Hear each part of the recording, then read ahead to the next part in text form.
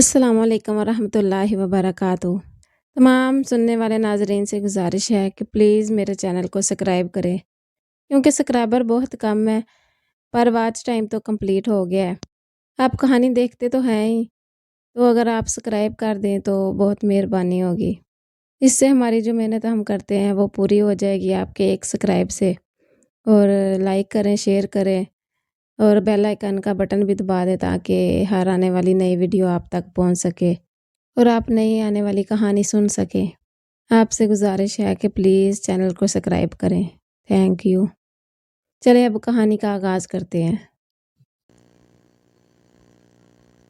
اکثر ہم کسی دوسرے کی باتوں میں آ کر اپنی قیمتی چیزیں کھو دیتے ہیں اور بہت کوشش کرنے کے باوجود کبھی دوبارہ نہیں مل سکتی۔ انسان کسی بارے بہت غلط سوچ لیتا ہے، تبھی دکھ سے دامن بھر جاتا ہے۔ یہ دکھ پھر کبھی دل سے نہیں جاتا۔ میرے ساتھ بھی کچھ ایسا ہی ہوا تھا۔ ان دنوں میں سیکنڈ ایئر کے امتحان سے فارغ ہوئی تو چھٹیاں مل گئی۔ ایک دن گھر بیٹھی ہوئی بور ہو رہی تھی۔ موسم کافی خوشگوار تھا۔ ہلکی ہلکی پھوار پڑ رہی تھی اور آسمان پر کالے بادل چھائے ہوئے تھے کہ اچانک میری سہیلیاں آ گئی۔ وہ کہنے لگی کہ گھومنے چلتے ہیں۔ میں نے امی سے اجازت لی اور ان کے ساتھ موسم کا لطف اٹھانے باہر چلی گئی۔ جب ہم وہاں پہنچے تو بارش تیز ہو گئی۔ ساحل پر لوگوں کا ہجوم بارش سے لطف اندوز ہو رہا تھا۔ ہم نے باسکٹ سے کھانے پینے کی چیزیں نکال کر ٹیبل پر رکھی اور ہنسی مذاق کرنے لگی۔ ذرا دیر بعد محسوس ہوا کہ کچھ لڑکے ہمیں گھور رہے ہیں۔ جب ہم ان کی جانب دیکھتے تو وہ دوسری جانب دیکھنے لگتے۔ تبھی ہم نے مسلسل ان پر نظر رکھی تاکہ وہ گھبرا کر چلے جائیں، لیکن اس کا اثر الٹا ہوا۔ ان کی ہمت بڑھی اور مذاق کرتے کرتے قریب آ کر بیٹھ گئے اور ہمیں زیادہ تنگ کرنا شروع کر دیا۔ کچھ لڑکیاں تو اس سے خوش ہو رہی تھی اور کچھ اس کو ناپسند کر رہی تھی۔ انہی لڑکوں میں ایک لڑکا سب سے الگ تھلگ مگر نمایاں نظر آ رہا تھا۔ وہ اوپر دیوار پر بیٹھا تھا جبکہ باقی سب ساحل کی لہروں کے پاس تھے۔ وہ باوقار شخصیت کا مالک تھا۔ اس کے چہرے پر سکون تھا۔ وہ اپنے دوستوں کی حرکتوں پر مسکرا رہا تھا۔ اس کے دوستوں نے ہمیں اتنا تنگ کیا کہ ان سے پیچھا چھڑانا مشکل ہو گیا۔ بالآخر ایک لڑکی نے پولیس والے سے شکایت کر دی اور یہ سارے پکڑ لیے گئے سوائے اس لڑکے کے جو الگ تھلگ تماشا دیکھ رہا تھا۔ وہ آگے بڑھا اور پولیس والے سے کچھ بات کی، جیب سے کچھ نوٹ نکال کر پولیس والے کو دیے اور اپنے ساتھیوں کو چھڑا لیا۔ تب ہم لڑکیاں ڈری سہمی واپس گھر کو چل دی۔ اس واقعے کو کافی عرصہ گزر گیا۔ دل پر اس لڑکے کی یاد کے نقوش گہرے ہی رہے۔ تمنا کرتی کہ کاش ایک بار اس سے ملاقات ہو جاتی۔ نہ جانے کیوں میری تمنا تھی کہ ایسا ہی میرا بھائی ہوتا۔ میرا تو کوئی بھائی نہیں تھا، نہ بہن۔ رفتہ رفتہ اس واقعے کی یاد بھول گئی۔ ایک روز اپنے آفس میں بیٹھی تھی کہ وہ لڑکا نظر آ گیا۔ بہت خوش ہوئی، بھاگی ہوئی گئی اور اس کو اپنی سیٹ کی طرف لا کر کرسی پیش کی اور چائے منگوا لی۔ وہ خوش دلی سے مسکراتا رہا۔ میرے پوچھنے پر بتایا کہ اس کا نام مہربان خان ہے، پشاور سے یہاں پڑھنے کی خاطر آیا ہوا ہے۔ اس نے میرے گھر کا پتہ پوچھا، میں نے بتا دیا اور گھر آنے پر کافی اصرار بھی کیا۔ اس نے گھر آنے کا وعدہ کیا اور چلا گیا۔ ہفتے بعد وہ ہمارے گھر آ گیا۔ میں نے گھر والوں سے اس کا تعارف کرایا، انہیں بھی وہ پسند آیا۔ میں نے اپنے دل میں اس کے لیے ایسی محبت محسوس کی جو ایک بہن کو اپنے بھائی سے ہوتی ہے۔ اس کے دل میں بھی یہی جذبات میرے لیے تھے۔ وہ کہتا میری ایک بہن شائستہ ہے اور دوسری تم ہو۔ اب وہ جب ہمارے گھر آتا سارے گھر میں خوشی کی لہر دوڑ جاتی۔ اس کی بول چال، بات کرنے کا طریقہ بہت ہی خوبصورت تھا۔ وہ ہمیشہ عمدہ لباس پہنتا اور اچھی بات منہ سے نکالتا۔ اب وہ ہمارے گھر تقریباً روز آنے لگا۔ جس دن میری اس سے ملاقات نہ ہوتی دل کو چین نہ آتا۔ اس کی ایک تصویر بھی میں نے اپنے ڈرائنگ روم میں لگا دی تھی کیونکہ میں نے مہربان کو بھائی اور امی ابو نے بیٹا بنا لیا تھا۔ ہم اکٹھے قریبی پارک جاتے، چنے وغیرہ کھاتے، کولڈ ڈرنک پیتے اور آخر میں وہ میرے دوپٹے سے اپنا منہ صاف کر لیتا۔ میں احتجاج کرتی تو کہتا بھائی میں تو شائستہ کے دوپٹے سے بھی یوں ہی منہ صاف کر لیتا ہوں، برا مناتی ہو تو مناتی رہو۔ وہ بہت شائستہ انسان تھا، کبھی کوئی ناپسندیدہ یا غیر اخلاقی بات نہ کی۔ اتنی اچھائیوں کے باوجود اس میں کچھ برائیاں بھی تھی۔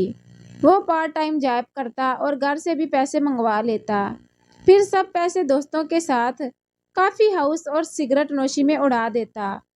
وہ بہت فضول خرچ تھا۔ میں اسے فضول خرچی سے منع کرتی مگر وہ نہ سنتا۔ تب میں روٹھ جاتی تو وہ مان جاتا اور فضول خرچی سے باز رہتا۔ اس نے گھر سے پیسے منگوانے چھوڑ دیے اور سگریٹ نوشی بھی کم کر دی۔ اس کی کوئی بات بھی مجھ سے چھپی نہ تھی سوائے ایک بات کے۔ وہ یہ نہیں بتاتا تھا کہ جمعرات کی شام سے جمعے کی شام تک وہ کہاں ہوتا ہے۔ کہتا رشتے داروں کے پاس ہوتا ہوں۔ بہت پیچھے پڑی کہ مجھے بھی وہاں لے چلو جہاں تم جاتے ہو۔ آخر تنگ آ کر ایک دن اس نے کہا، اچھا چلو تیار ہو جاؤ۔ میں بہت خوش ہوئی۔ اس نے میرے ابو کی موٹر سائیکل نکالی اور مجھے لے جا کر ایک سینما ہاؤس میں بٹھا دیا کہ یہاں ہوتا ہوں اپنے دوستوں کے ساتھ۔ میں بہت ناراض ہوئی تو کہنے لگا، تم ہی نے تو ضد کی تھی۔ بہرحال فلم بہت اچھی ہے، دیکھنا ہے تو دیکھو، ورنہ چلو واپس گھر اور آئندہ مجھ سے مت پوچھنا کہ میں جمعرات کو کہاں ہوتا ہوں۔ بہرحال ہم بغیر فلم دیکھے گھر آ گئے۔ اس کے بعد کئی دن میں مہربان سے ناراض رہی۔ اکثر وہ اپنے رشتے داروں کی باتیں بتاتا اور اپنی چھوٹی بہن شائستہ کے بارے میں بتاتا جو اس سے بہت محبت کرتی تھی۔ اس کا ہر دم خیال رکھتی اور مزیدار چائے بناتی تھی۔ جب 2-3 بار مہربان نے ہمارے گھر کھانا نہ کھایا تو مجھے ناراضگی ختم کرنا پڑی۔ تب اس نے کھانا کھایا۔ میری اور مہربان کی اس محبت کا میری ساری سہیلیوں کو پتا تھا۔ وہ عموماً مجھ سے مذاق کرتی رہتی تھی۔ ان کا خیال تھا کہ اس زمانے میں کوئی مرد کسی لڑکی کو بہن نہیں بنا سکتا۔ منہ بولے بہن بھائی کا رشتہ مشکوک ہوتا ہے اور کبھی بھی برائی میں بدل سکتا ہے۔ میں ان کو قائل کرنے کی کوشش کرتی تو وہ مجھ پر کہکے لگانے لگتی۔ اس بات سے میرا دل بہت برا ہو جاتا اور اپنی بے عزتی محسوس ہوتی۔ ایک دن وہ مجھے مہربان کے نام سے چھیڑ رہی تھی تو میں نے ان سے کہا، تم جس طرح چاہو آزما لو۔ مہربان خان کا دل میرے لیے سگے بھائی جیسا ہے۔ انہوں نے کہا، ٹھیک ہے، تم ذرا اس کو آزما کر تو دیکھو، تم کو خود ہی ہماری باتوں کا یقین آ جائے گا۔ اس کے دل میں جو چھپا ہے زبان پر لے آئے گا اور برائی کا یقین تم اپنی آنکھوں سے کر لو گی۔ بس ذرا سا تمہیں جھوٹ بولنا پڑے گا۔ مجھے مہربان کی محبت پر اعتماد تھا سو میں نے حامی بھر لی۔ انہوں نے مجھے سکھایا کہ تم اس کو کہنا کہ میں تم سے اس طرح سے محبت کرتی ہوں کہ تم سے شادی کرنا چاہتی ہوں۔ اس طرح اس کی محبت کا امتحان ہو جائے گا۔ میں ان کی باتوں میں آ گئی۔ تبھی اسی وقت وہ آ گیا، کہنے لگا، چلو بازار چلیں، عید آنے والی ہے، عید سے 2-3 دن پہلے گھر چلا جاؤں گا، تم کو عید کی شاپنگ کرا دوں، تم شائستہ کے لیے بھی چوڑیاں اور جوڑا پسند کر لینا۔ میں نے کہا، نہیں، آج مجھے تم سے ضروری بات کرنا ہے۔ میری سہیلیاں پردے کے پیچھے سے چھپ کر ہماری باتیں سن رہی تھی۔ میں نے مہربان سے کہا، ہماری بہن بھائی کی محبت قائم نہیں رہ سکتی کیونکہ منہ بولے رشتوں کا اعتبار نہیں ہوتا اور نہ ہی ایسے رشتوں پر دنیا اعتبار کرتی ہے۔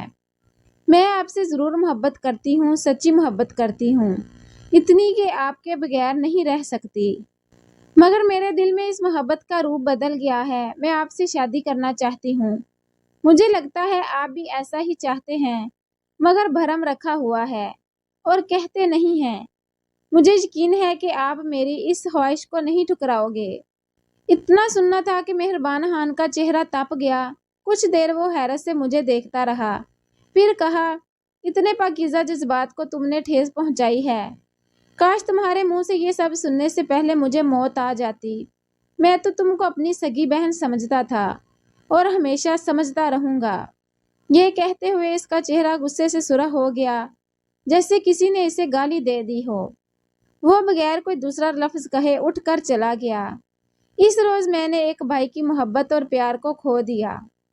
میں بے جان سی کرسی پر بیٹھی اسی صوفے کی طرف دیکھتی رہی جس پر کچھ دیر پہلے مہربان بیٹھا ہوا تھا۔